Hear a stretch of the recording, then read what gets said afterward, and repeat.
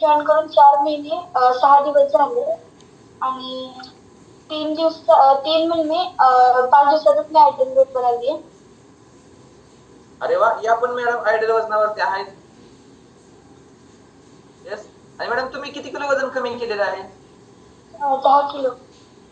फक्त 10 किलो वजन जास्त होतं तुमचं? हो. आणि तुम्हाला असं का वाटलं की 10 किलो वजन वाढलेलं आहे तर कमी करावं? भरपूर लोकांच्या माइंडमध्ये असं असतं की 10 किलो 15 किलो म्हणजे नथिंग आहे, ते काहीच नाहीये.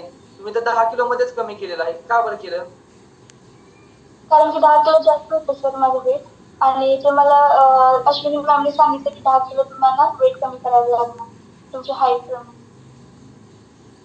येस. आणि हे 10 किलो वजन वाढल्यामुळे काही त्रास होत होता का तुम्हाला? हा पीसीओडीचा प्रॉब्लेम होता सर. Thank you sir. येस. किती दिवसापासून हा त्रास होता? गेल्या 1 वर्षापासून होता. मग त्यासाठी काही मेडिसिन वगैरे घेत होता? हो हो ट्रीटमेंट चालू होती सर माझी आणि डॉक्टरने सांगितलं होतं जोपर्यंत प्रॉब्लेम सॉल्व्ह होत नाही तोपर्यंत तुम्हाला कॅप्सूल घ्यावे लागतील माझे. ओके. मग कॅप्सूल खाणं चांगलं आहे का आपल्या लाईफस्टाईल मध्ये बदल करणं चांगलं आहे? लाईफस्टाईल मध्ये बदल करणं. येस. तर लाईफस्टाईल मध्ये बदल केला आहे आणि मग त्याच्यामध्ये काय बेनिफिट झाला? हो बराच बेनिफिट झाला. 10 केजी वेट लॉस पण झालं आणि लाईफस्टाईल मध्ये पण चेंजेस झाले. खाण्यापिण्यामध्ये पण बदल झालाय आणि फिट अँड फाईन आहे. येस. खूप छान मॅडम. आणि तुम्ही इथं कोणाला पाहून कम्युनिटी जॉईन केली? माझ्या मम्मीला आणि अश्विन मॅमला. मम्मी मध्ये काय काय बदल पाहिला तुम्ही? जय मम्मीमध्ये श्रीराम. तिचं 18 किलो वजन लॉस झालंय आणि तिची ती आधी चिडचिड वगैरे करत होती ते चिडचिड कमी आली. परत चेहऱ्यावर ग्लो आलाय. खूप छान वाटते तिला बघून. येस. आणि खूप छान छान दिसते मॅडम. पहिल्यापेक्षा. ओके. मम्मीचं वजन कमी झालं, मुलीचं पण वजन कमी झालं. ओके. मम्मीने मुलीला काय दिलं?